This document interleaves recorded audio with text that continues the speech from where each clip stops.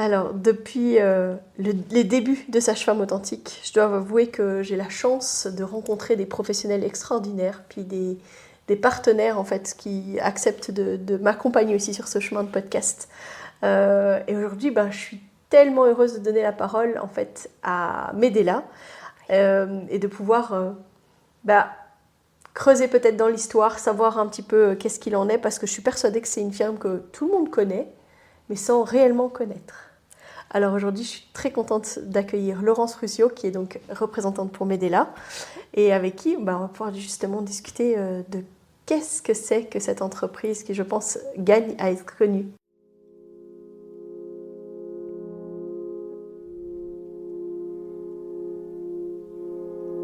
Bienvenue sur Sage-Femme Authentique, le podcast qui ouvre les portes de la connaissance et de l'empowerment en matière de naissance. Ensemble, nous allons explorer les vérités de l'enfantement, briser les mythes et les peurs sociétales et célébrer la physiologie innée des femmes et des bébés dans leur voyage vers la naissance. Au cœur de chaque épisode, je vous emmène à la découverte des pratiques authentiques des sages-femmes, loin des murs hospitaliers, que ce soit à domicile ou en maison de naissance. Je suis Mélissa Chambard, sage-femme et maman de 5 enfants, et ici je vous partage mon expérience, mes conseils pratiques, mes découvertes, ainsi que des histoires inspirantes de parents, de sages-femmes et de professionnels de la périnatalité. Ceci pour que vous soyez pleinement acteur de la naissance de votre bébé, peu importe le lieu où vous avez choisi de l'accueillir, dans l'authenticité, la bienveillance, la force et la puissance. Allez, vas-y.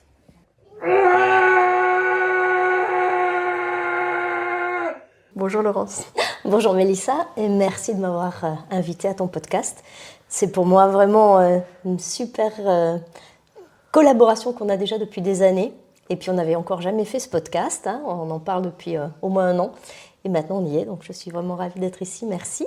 Merci à toi. C'est vrai qu'on s'est rencontrés plusieurs fois dans les congrès de l'Union professionnelle et que à chaque fois on a émis l'hypothèse de faire ce podcast ensemble.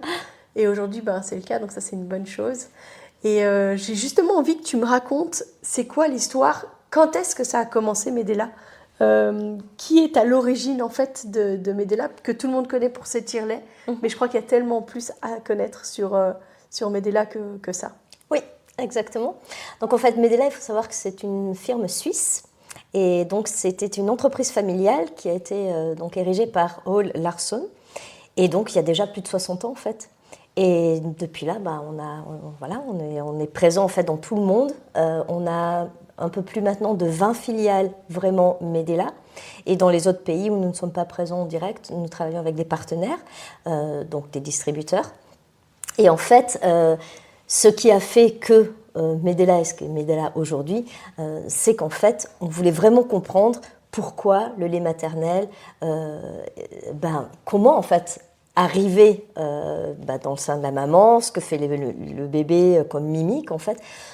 On sait que c'est vraiment le meilleur pour l'enfant, mais comment ça se passe en fait? Comprendre le processus de l'allaitement, que ce soit de sa fabrication dans le sein de la mère, ou que ce soit comment est-ce que le bébé fait pour prendre le lait chez sa mère. Et encore, on va même plus loin, parce qu'on fait beaucoup de recherches aussi sur qu'est-ce qu'il y a dans le lait maternel en fait. Et on fait donc des produits innovants pour pouvoir aider. On s'inspire en fait de la nature pour pouvoir aider à reprendre tout ce que ferait le bébé quand il y a besoin.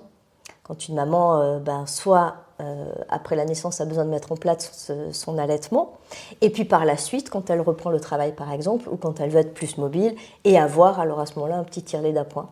Donc l'histoire de Medela, ça a commencé avec cette envie de pouvoir tirer le lait. Comprendre en tout cas le process naturel que fait un bébé au sein, et cette envie d'aider les mamans à donner du lait maternel à leur enfant, et quand le bébé ne met pas en place l'allaitement, ou alors quand elle est séparée de son bébé, de pouvoir quand même pouvoir avoir du lait maternel. Donc la notion de recherche chez Medela, c'est depuis les tout débuts. Absolument, oui, absolument. C'est un peu le nerf. Oui, c'est vraiment ce qui a fait que on a pu traduire tout ça aussi dans nos tire-laits, qu'on fait des tire-laits innovants, mais aussi très proches de ce que fait la nature. En fait, pour nous, c'est ça, c'est vraiment, on s'inspire de la nature.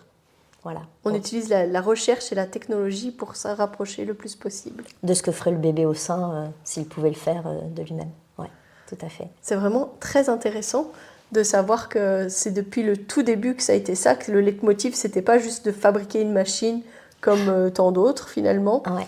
mais d'avoir une réflexion derrière de comment est-ce que ça se fonctionne et comment est-ce que je peux le mettre en place dans les produits que je vais proposer par la suite. Donc Medela, de la recherche, des tire-laits dès le départ. Et quoi d'autre? Plein d'autres choses. Donc déjà, évidemment, aussi les produits de soins pour accompagner la maman quand elle est en difficulté, parce que ça peut faire mal aussi d'allaiter, parce qu'il faut hydrater les seins, ou bien il peut y avoir aussi des crevasses, par exemple. Donc dans ce sens-là, nous avons des solutions pour le soin des seins. Nous avons aussi de la lingerie, par exemple. Et puis évidemment, des choses pour recueillir le lait. Il faut bien aussi le recueillir, on peut le congeler, et puis voilà. Et à côté même de tout ça, en fait, nous sommes, donc là on parle de l'allaitement, mais nous sommes donc présents dans les hôpitaux avec l'allaitement, mais avec aussi quelque chose d'autre qui est en fait la technologie d'aspiration. Par exemple, pense au quartier opératoire, nous avons des pompes d'aspiration pour le quartier opératoire, le drainage thoracique par exemple, on fait des petits appareils qui vont rendre les patients mobiles, même s'ils ont donc besoin d'être drainés. Ah ouais, c'est pas du tout là que j'imaginais que Medela pouvait être.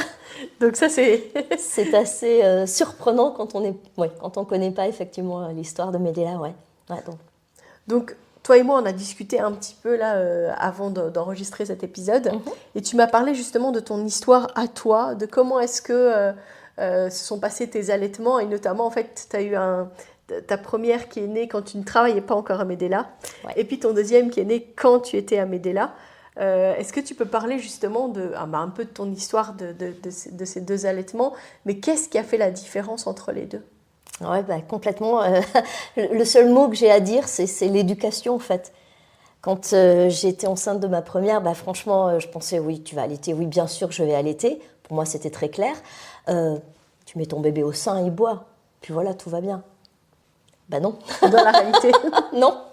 Et donc là, tu es là et là, tu sais même plus à qui demander parce qu'à l'époque, on n'était pas aussi bien entourés que les mamans d'aujourd'hui. Et donc, tu fais un peu avec ce que tu entends à droite, à gauche. Et bon, c'était très, très compliqué. Par contre, pour mon fils, donc lui, il est dans ma période de Medela. Donc là, j'avais vraiment même le Symphony au pied du lit au cas où. Et j'avais donc une consultante en lactation, Simian, qui était c'était une des premières consultantes en lactation aux Pays-Bas, qui est venue m'aider et ça a fait toute la différence. J'ai pu allaiter jusqu'à 9 mois et demi pour mon fils en fait. Et tout ça parce que voilà, j'étais accompagnée, que j'avais les bons produits en fait. C'est vrai qu'on dit que l'allaitement maternel c'est naturel, mais je pense que dans notre société on a un peu oublié à quel point ça devenait pas naturel, rien que du fait qu'il y a plus cette transmission. Les femmes qui ont un bébé aujourd'hui, elles ont rarement vu en fait une femme allaiter ouvertement devant elles. Donc en fait, on est plein de questionnements. Les attentes sociétales sont pas du tout par rapport à la réalité des rythmes du nouveau-né. Enfin, je veux dire, quand on dit l'allaitement, c'est toutes les 3 heures. Bullshit, quoi. Ouais. Clairement. Et puis, que l'allaitement, ça doit pas faire mal, etc. Donc je pense que les femmes, elles se retrouvent face à des difficultés étape par étape auxquelles elles ne s'attendent pas parce que finalement, c'est pas ça qu'on leur vend à la base. C'est nécessaire vraiment de s'informer, d'avoir une préparation spécifique à l'allaitement avant d'accoucher pour que ce soit un peu plus facile. Je dis un peu plus parce que avec la fatigue, les hormones, etc., l'allaitement, ça questionne énormément. Les mamans, elles se sentent très vite très coupables parce qu'elles sont persuadées que si jamais il y a quelque chose qui ne va pas, c'est d'office dû à elles, à cause de leur allaitement, etc. Donc en fait, l'information avant, elle est vraiment essentielle. Donc on a vraiment besoin que les parents puissent faire appel à des professionnels qui vont pouvoir leur donner les éléments de compréhension pour comprendre comment est-ce que ça fonctionne l'allaitement, notamment dans les premiers jours de vie. Oui, absolument. Et c'est vrai que c'est pas parce que c'est naturel que ça va se faire tout seul en fait. Et c'est pour ça que s'éduquer, savoir quoi faire si le bébé ne fait pas ce qu'il devrait faire tout seul, c'est déjà la moitié du travail, je pense. Et puis évidemment le coaching des professionnels. Donc pendant la grossesse déjà, l'accouchement, et puis en post-natal aussi évidemment. Et donc c'est vrai que Medela, nous avons, si on parle de tire-lait en tout cas maintenant, nous avons un tire-lait qui est vraiment présent dans la plupart des hôpitaux en Belgique, qui est le Symphony. Et celui-ci, il a vraiment toute la technique qui a été faite donc au fil des années. Avec les recherches. Avec les recherches notamment, puisqu'il n'est pas arrivé comme ça tout de suite. Quand je suis arrivée moi chez Medela, en fait, on avait le tire-lait bleu, le Lactina en Belgique. Donc c'était un tire-lait qui ne faisait qu'une phase. Avec un gros piston. Voilà, exactement. Et lui ne faisait qu'une phase. Et avec nos recherches, on a eu même donc, ces 2 phases que l'on a trouvées. On a eu un brevet pendant des années dessus. Les 2 phases, donc la phase de stimulation et la phase d'expression qui a été mise donc, dans le tire-lait Symphonie.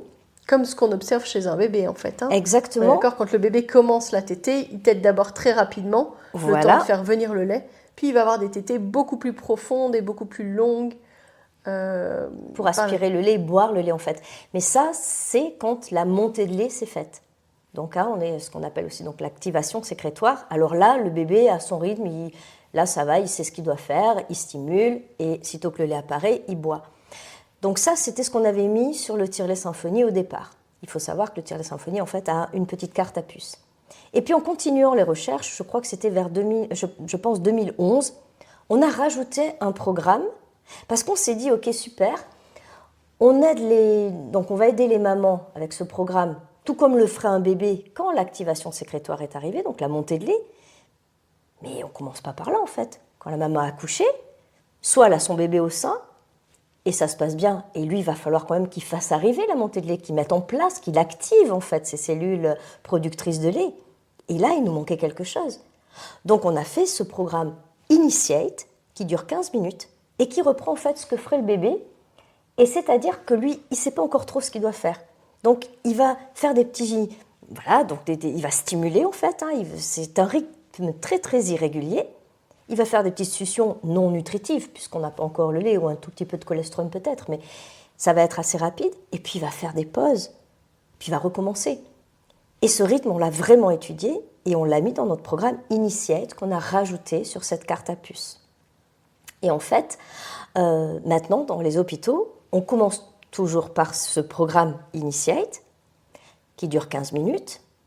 Et quand la maman a 20 ml de lait, ça peut durer 2, 3, 4, 5 jours, c'est pour ça qu'il est important de le retrouver aussi à l'allocation après, eh bien alors on passe à ce programme Maintain avec les 2 phases, tout comme ferait le bébé qui a du lait en bouche. Parce que sa maman a eu la montée de lait. Voilà. Donc lui, il va stimuler, le lait arrive et hop, il aspire. Donc après, il se calme parce qu'il faut qu'il déglutisse. Ça, c'est vraiment une innovation Medela, quoi. Absolument. Ce côté, on va faire du mimétisme de ce que fait le bébé dans les premiers jours de vie. Ça, c'est extraordinaire parce que j'ai jamais entendu parler de ça. Je le découvre aujourd'hui, en fait. Ouais. Mais j'ai jamais entendu parler de ça. Donc, de ce que tu dis, ça fait déjà presque 16 ans que c'est sur le marché. Même plus, oui, tout à fait. En fait, le tire-lait Symphonie, je pense, c'est déjà... j'ai commencé, ça fait 22 ans que je suis chez Medela, donc on a commencé ensemble, donc il arrivait juste. Et tu vois, après, en 2011, on a mis ce programme en plus. Donc, on est toujours en train d'innover, de chercher à faire mieux. Et on s'inspire du mieux. Le mieux, c'est le bébé, quoi, en fait. On regarde ce que fait la nature pour arriver à voir les mimiques, tout ça, voilà. Mais on a besoin que les professionnels sachent bien utiliser ces outils-là. Parce que moi, personnellement, si tu m'avais dit « Ah, mais si, il y a le programme Initiate dans les je t'aurais dit « Ah oui, peut-être. » Voilà. Peut-être. Oui, et ça, c'est très, très important parce qu'en fait, on peut faire toutes les recherches qu'on veut chez Medela. On peut faire des tire-laits super, très efficaces. Encore faut-il bien les utiliser et bien les expliquer à la maman. Donc ça, c'est vraiment un peu ce que je fais, vraiment mon rôle maintenant, c'est d'informer les professionnels. Donc je fais des visioconférences, on est présent sur des congrès, on se fait connaître de plus en plus. Et donc ce que je fais aussi, c'est des petits webinaires, vraiment par exemple pour les hôpitaux, par service, parce qu'on n'arrive jamais à avoir tout un hôpital en même temps. Mais c'est vraiment ce que je voudrais proposer aux chefs de service et à toutes les personnes qui utilisent ou qui font utiliser en tout cas le tire-lait.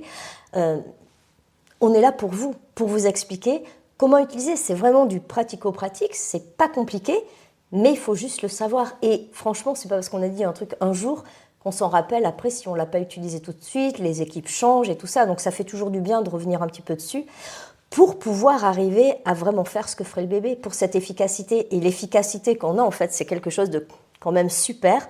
Si on combine bien cette utilisation d'abord d'Initiate jusqu'à ces 20 ml Et après, on passe à Maintain. On s'aperçoit qu'au 14e jour, on arrive à avoir jusqu'à 50% de lait en plus. À peu près 200 millilitres par jour. C'est énorme. Mais il faut vraiment l'utiliser comme il faut. Mais pour ça, on a besoin de former les professionnels. C'est ça. Parce que finalement, les tire-laits, ils sont dans les services déjà parfois depuis un petit moment. Parfois, il y a pu avoir une formation au moment où les tire-laits sont arrivés, mais il y a peut-être déjà plus de sage-femme de l'époque où le tire-lait est arrivé. Et puis, il y a renouvellement. Et puis, enfin, voilà, il y a les équipes de nuit, il y a les équipes de jour. Enfin, je pense qu'on gagnerait vraiment à ce que les sages-femmes se rendent compte qu'elles peuvent avoir une petite formation. C'est quoi, une demi-heure ? Oui, à peu près, oui, c'est ça.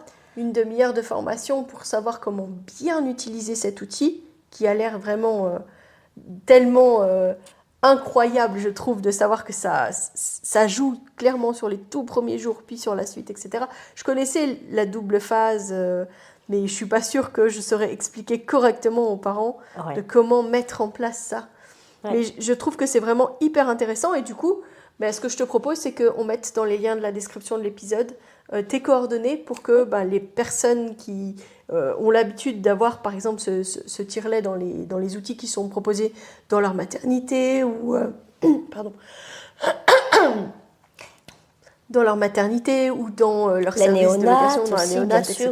Oui. Et tout, bien sûr.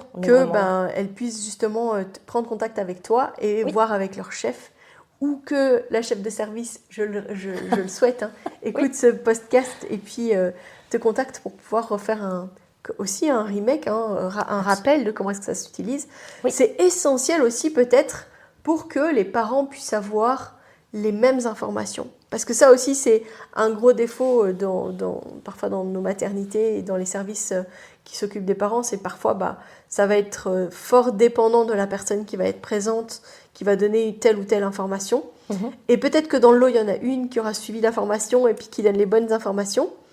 Mais comme c'est la seule qui donne cette information-là, peut-être que ça ne passe pas comme ça devrait passer. Et donc, du coup, on n'utilise pas ce tire-lait à son plein potentiel. Absolument. Alors que c'est vraiment dommage. Alors que c'est une Rolls-Royce, quoi. Oui, puis encore une fois, il y a vraiment toute la recherche, elle est là, c'est prêt à être utilisé.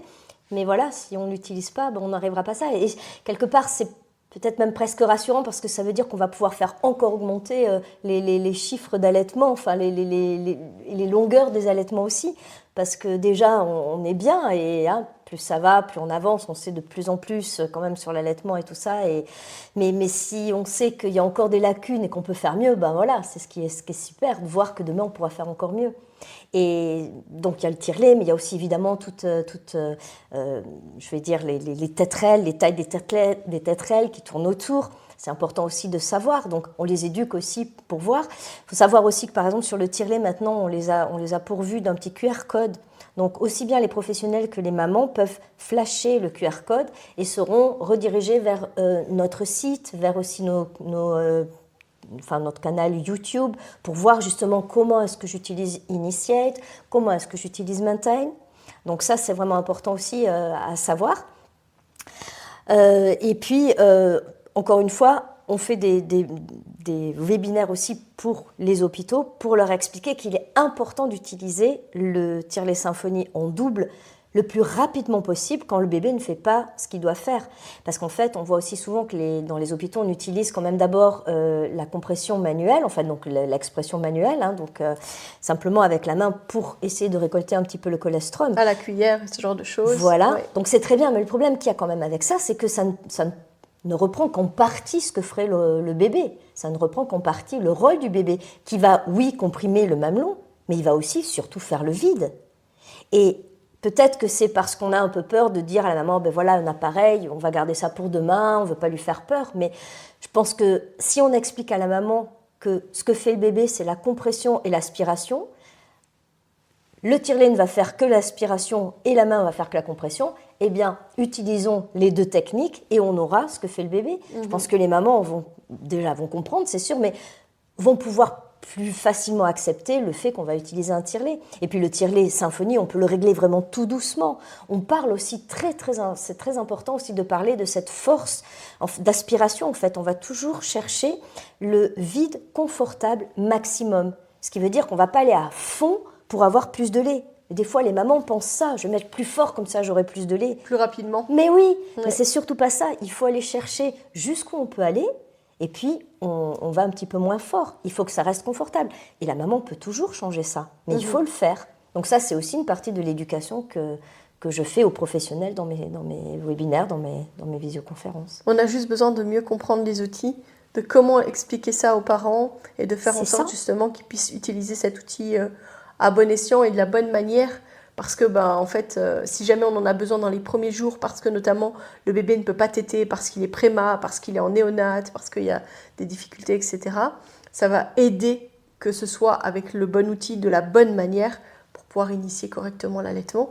Ouais. Et tu me disais aussi que, du coup, quand on utilise bien ce tire-lait pendant les tout premiers jours, puis dans les jours qui suivent après avec le deuxième programme, on augmente vraiment très fort la quantité de lait, c'est bien ça? Oui, exactement, parce qu'alors on va tirer efficacement le lait. Donc en fait, voilà, nous ce que l'on veut avoir, c'est au 14e jour, en combinant, donc encore une fois, les deux programmes, on arrive à ces 200 ml de lait en plus, donc à peu près 50% de lait en plus. Et puis on travaille sur le long terme aussi, ça c'est important. Parce que des fois on peut se dire, on va mettre il y a peut-être des mamans qui vont louer un autre tire-lait ou va utiliser un autre tire-lait à la sortie de l'hôpital. Ah ben tu vois, ça marche, il y a du lait. Oui, mais qu'est-ce que ça va faire sur le long terme? On dit que les 6 premières semaines, c'est vraiment une Crucial. clé très très très importante. C'est crucial. Que toute la stimulation qu'il va y avoir pendant les 6 premières semaines, c'est ce qui va vraiment aider à la mise en place après de l'allaitement sur le long terme. Mais oui, absolument. Quand on voit aussi la chute d'hormones, donc de la progestérone qui chute, la prolactine qui va augmenter. Mais la prolactine, elle va faire l'activation donc des cellules productrices de lait que si elle est stimulée. Et si elle n'est pas bien stimulée par le bébé, il va falloir la stimuler autrement, et donc avec un tire-lait.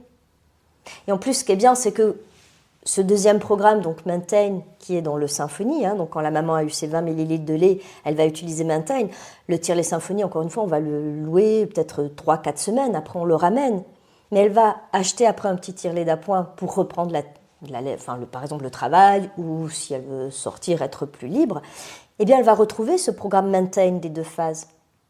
Dans le petit tire-lait. Absolument. Et donc là, elle va retrouver aussi, maintenant elle sera éduquée, elle sait très bien que sitôt qu'elle stimule, sitôt que le lait apparaît, elle va appuyer sur ce bouton à gouttes pour passer en deuxième phase. Parce que ça, malheureusement, et je pense aussi que même certaines professionnelles ne le savent pas, quand on est dans ce programme Maintain, on va commencer par la stimulation, mais sitôt que le lait apparaît, il est vraiment vital d'appuyer sur le bouton à gouttes pour passer en deuxième phase et pour pouvoir avoir l'efficacité totale. Parce qu'on sait que pendant la tétée ou pendant le tirage de lait, la maman va avoir plusieurs réflexes d'éjection. Donc le lait qui est éjecté. Et en fait, le premier va apporter 36% du volume total de lait exprimé pendant cette session. Seulement ça, c'est vrai, sitôt que le premier réflexe d'éjection est apparu, elle appuie sur ce bouton à gouttes où elle va arriver donc à l'expression. Et là, le lait va être exprimé en fait. Et si elle passe pas, donc le tire-lait, évidemment, on a des sécurités, disons, donc le tire-lait Symphony va passer après 2 minutes lui-même en phase de... Ouais. Voilà. Mais vous imaginez, si on a déjà le réflexe d'éjection qui est apparu après 10 secondes, parce que l'allaitement est mis en place, eh bien, pendant encore 1 minute et demie, on va avoir ces petits... C'est super dommage. On veut appuyer, et là, on aura ce que feraient les grandes lampées, ce que ferait le bébé, en fait. Ouais. Donc ça, c'est important. Et heureusement, maintenant, on arrive à trouver cette technologie dans nos nouveaux petits tire-laits d'appoint. Donc... Est-ce que tu as envie de nous parler justement du dernier tire-lait? D'abord, j'aime beaucoup son ça nom. serait une bonne idée. Voilà, ça fait un beau mot en fait. Mais je suis vraiment trop contente parce que, encore une fois, depuis 22 ans que je travaille chez Medela, j'ai jamais vu autant de technologie dans un petit tire-lait. Et c'est donc notre tire-lait magique. Et c'est vraiment magique parce qu'en fait, lui, il y a des capteurs. Il s'appelle Magique. Il s'appelle Magique. Et il y a des capteurs qui vont faire que, sitôt que le lait est exprimé, lui va passer tout de suite en deuxième phase. Tout seul. Tout seul. Et ce qu'il va faire, il va garder un peu de lait dans le tunnel. Ce qui fait que le mamelon va toujours rester dans un environnement chaud et humide. Comme dans la bouche d'un bébé. Exactement. Merveilleux. Et c'est super confortable en plus parce que cette technologie qu'on appelle fil fluide, c'est en fait, ça va être un peu différent de ce qu'on a dans nos autres tire-laits. Dans nos autres tire-laits, donc le mamelon va faire un va-et-vient comme ceci, mais dans ce tire-lait magique, en fait, il va à peine bouger le mamelon. Donc ça va être très confortable parce que la maman va à peine sentir finalement les va-et-vient du mamelon. Mais donc voilà, il va y avoir en fait, un vide qui va rester constant. Et donc ça va être vraiment très confortable. Ok, et ça aussi, c'est issu des études sur le mimétisme de comment est-ce que le bébé Les tète. mimiques, voilà, exactement ce que fait le bébé, les forces d'aspiration aussi. Et puis, ce que l'on a, encore une fois, au niveau, on a parlé de la taille des tétrelles, mais ce qu'il y a aussi de très important, surtout dans un tire-lait nomade qui est placé dans le soutien-gorge, c'est le placement du mamelon dans le tunnel. C'est vrai que c'est souvent ça qui pose problème dans ces petits tire-laits nomades, c'est que les femmes, elles le mettent, mais elles ne regardent pas vraiment comment est-ce qu'il est mis. Puis alors, du coup, elles tirent plus ou moins bien. Tout à Et parfois, fait. même, elles se blessent parce que, en fait, le mamelon n'était pas bien mis dans le tire-lait. Voilà, et puis en plus, c'est un tirage de lait, je vais dire, qui ne sera pas efficace. Donc, ça peut avoir des conséquences aussi sur sa production de lait. Donc, ce que nous avons fait, c'est que déjà, le dessus du tire-lait est ouvert. Ce qui fait qu'on peut, enfin, ouvert, en tout cas, c'est transparent, disons. Donc, on peut vraiment regarder le mamelon. Et en plus, il y a une lampe qui s'allume sitôt qu'on allume le tire-lait, qui s'éteint après. Mais comme ça, on a vraiment la vue sur le mamelon pour voir s'il est bien placé. Waouh. Ouais, donc ça, c'est vraiment pratique. C'est de l'innovation. 4.0, C'est de l'innovation, effectivement. Et c'est vraiment quelque chose que, enfin, encore une fois, si j'avais pu avoir ça, moi, de mon temps, ça aurait été super. Parce que c'est vrai que c'est pratique. Les mamans veulent quand même aussi avoir les mains libres. Et il fait tout ce qu'il y a à faire. Ça fait beaucoup moins de bruit. Et puis, elles savent qu'avec ça, elles vont pouvoir continuer à maintenir leur production de lait, en fait. Elles peuvent allaiter de manière assez discrète. Et donc, si elles ont repris le travail, elles ne vont pas être obligées de s'isoler dans une autre pièce si elles n'en ont pas envie. Ou être obligées d'aller tirer dans les toilettes parce qu'en fait, il n'y a pas d'espace dédié au tirage de lait, etc. Ouais. Donc, c'est quand même un avantage grand. Toi, tu me parlais de comment est-ce que tu tirais le lait pour ton deuxième dans ta voiture, oui. Avec ton tire-lait sur ton... Alors, c'était le Pump-In Style de chez Medela, le sac à dos. Et c'est vrai qu'à l'époque, on n'avait pas... Enfin, j'avais le choix. Soit j'avais des piles, je crois qu'il en fallait 6, soit je le branchais sur l'allume-cigare, en fait, dans la voiture. Ouais. Donc, je faisais ça, puisque moi, je faisais beaucoup de route. Et je m'arrêtais sur une aire de parking, une aire de repos. Et personne n'a jamais rien vu. Mais en 8 minutes, j'avais terminé. Waouh. Et c'était vraiment super, une fois le matin, une fois l'après-midi. Et puis j'avais du lait pour mon fils, quoi, ouais. Ouais. Et maintenant, tu vois, il n'y aurait même plus besoin de faire ça. Maintenant, c'est encore plus simple. C'est fou. Ouais, absolument. Donc, toute la technologie au service, finalement, des petits humains et puis des adultes de demain. Je pense que c'est vraiment une force de Medela, finalement, c'est ce côté changement sociétal. Parce que si on donne plus longtemps accès au lait maternel aux enfants d'aujourd'hui, et en fait, on aura une société en meilleure santé. On aura des enfants en meilleure santé. Et ça, c'est inestimable, en fait. C'est tellement précieux. Oui. C'est très humaniste. Hein. Mais absolument. C'est vraiment une mission aussi, je pense, de Medela, qui ont créé tout ça. Mais je pense aussi que mes collègues, les gens qui travaillent chez Medela, c'est pas qu'un job, en fait. Franchement, je peux parler que pour moi, mais quand je me lève le matin, moi, c'est pour aller aider ces mamans, aider ces enfants, ces petits bébés à avoir du lait maternel. Surtout ayant une expérience avant Medela où c'était assez catastrophique, et puis pendant Medela où j'avais tout ce qu'il me fallait, aussi bien le coaching des consultantes en lactation, donc Simiante qui travaillait chez nous à l'époque, mais aussi d'avoir les bons produits et de savoir, d'être éduqué. Et je pense que c'est vraiment ça, éduquer les mamans, en prénatal déjà, mais aussi éduquer les professionnels. Parce que nous, on peut avoir tout ce qu'il faut. Si les professionnels ne sont pas au courant, ne savent pas, elles ne vont pas pouvoir le dire. Après, il y a de plus en plus de choses. Effectivement, les mamans regardent plein de choses aussi. Elles s'éduquent elles-mêmes. Et des fois, c'est vrai qu'on voit des choses, on se dit, tiens, ça, c'est peut-être pas aussi efficace, parce qu'après, c'est sûr que la porte est ouverte à tout. Mais en tout cas, je peux dire qu'une chose, sur medela.be, il y a vraiment une source... intarissable, je ne dirais pas, mais enfin, il y a vraiment beaucoup de choses sur le lait maternel, sur ce qu'il y a dans le lait maternel. Pensons aux anticorps, pensons même aux cellules souches. On n'aurait jamais pu croire ça, mais en continuant à faire nos recherches, on s'est aperçu qu'il y a des cellules souches dans le lait maternel et que donc c'est aussi très bien pour, en plus des anticorps et autres, c'est simplement la meilleure alimentation humaine pour un bébé humain en fait. Ouais, avec tellement une adaptation tellement forte en fonction de l'état de santé du bébé, en fonction de... Toutes ces études, elles sont tellement... elles nous ont apporté tellement de compréhension en fait sur les mécanismes de création, de fabrication du lait en tant que tel, mais aussi sur la modification de la composition en fonction de comment va le bébé, etc. Moi, je trouve que c'est vraiment, vraiment ultra intéressant.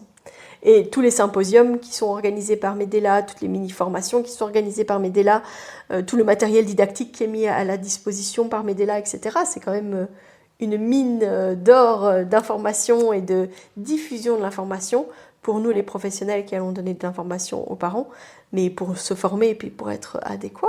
Oui, absolument. Et c'est vrai que quand on regarde aussi... on sait très bien, tu vois, on travaille beaucoup aussi en néonatologie et on sait que le lait maternel, c'est pas qu'un aliment en fait, c'est une source, c'est un médicament tout simplement. Hein, quand on voit les tout petits, c'est vraiment tellement important de pouvoir avoir du lait maternel le plus rapidement possible. Et puis il y a aussi quelque chose un petit peu par exemple pour les c'est même pour les hôpitaux en général, mais nous avons aussi donc on appelle le Caleska, c'est en fait un chauffe-biberon sans eau, qui est fait pour, donc c'est en fait un ventilateur qui va chauffer de façon homogène le petit biberon donc de lait qui va être placé dedans et va le maintenir jusqu'à 35 degrés pendant une demi-heure quand il aura atteint cette température.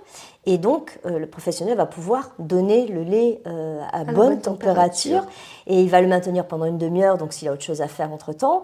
Et ça, ce sont aussi des choses innovantes qui vont aider le bébé à avoir du lait quand même chaud, mais pas trop chaud, et surtout garder toutes ces choses vivantes qu'il y a dans le lait. Parce que malheureusement, pendant très longtemps, on a chauffé le lait au bain-marie, par exemple. Au bain-marie, ça veut dire quand même que l'eau autour va être très chaude. Pour arriver, si tu veux arriver à avoir 35 degrés au cœur de la bouteille, mais il va falloir automatiquement que le reste soit déjà très fort. Bien plus chaud. Oui. Et là, on tue plein de choses. Oui. C'est super dommage. On perd tous les bienfaits finalement de l'allaitement. Alors, il doit sûrement rester un peu, mais en tout cas, on en tue pas mal. C'est super dommage.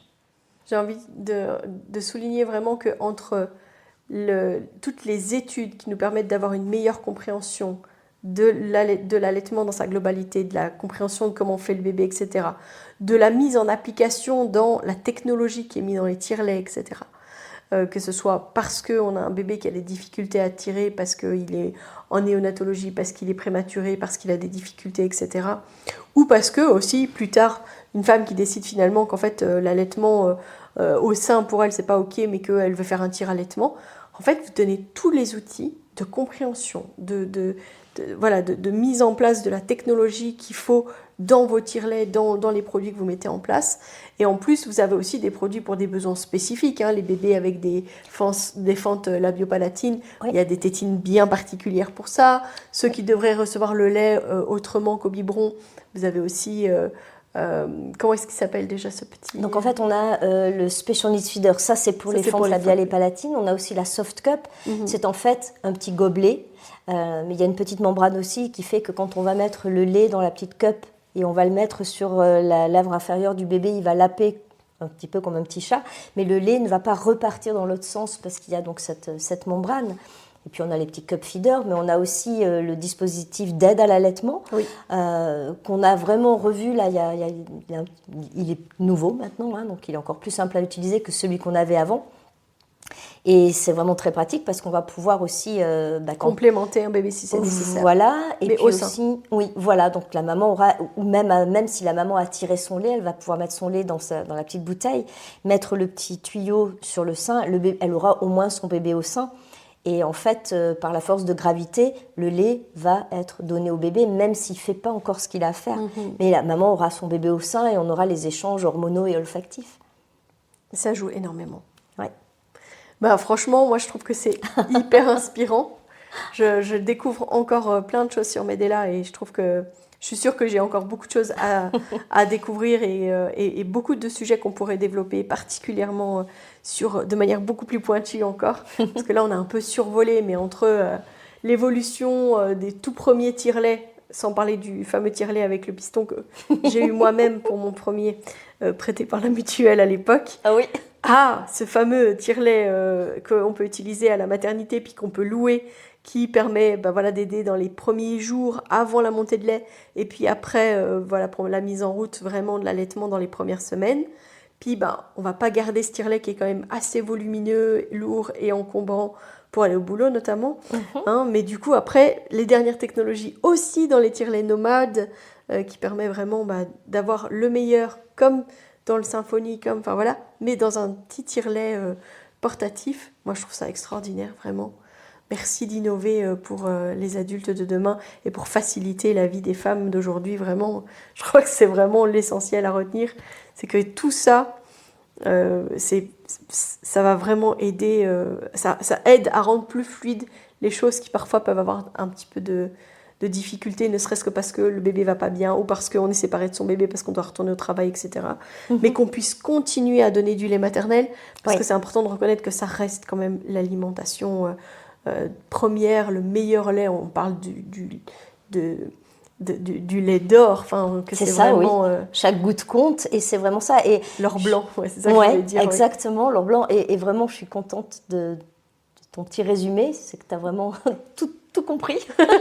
Donc ça fait vraiment plaisir. Mais moi, ce que j'ai envie de faire, c'est aussi de te remercier toi en tant que professionnelle, et puis tous les professionnels qui sont à aider les mamans, parce que nous, on peut avoir tous les outils qu'on veut, mais si on n'a pas quelqu'un qui travaille avec son cœur et qui éduque les mamans et qui sait comment ça fonctionne, on va quand même pas avoir une efficacité totale. Et je pense que la combinaison et le travail ensemble, c'est ce qui fait la force de demain, c'est sûr.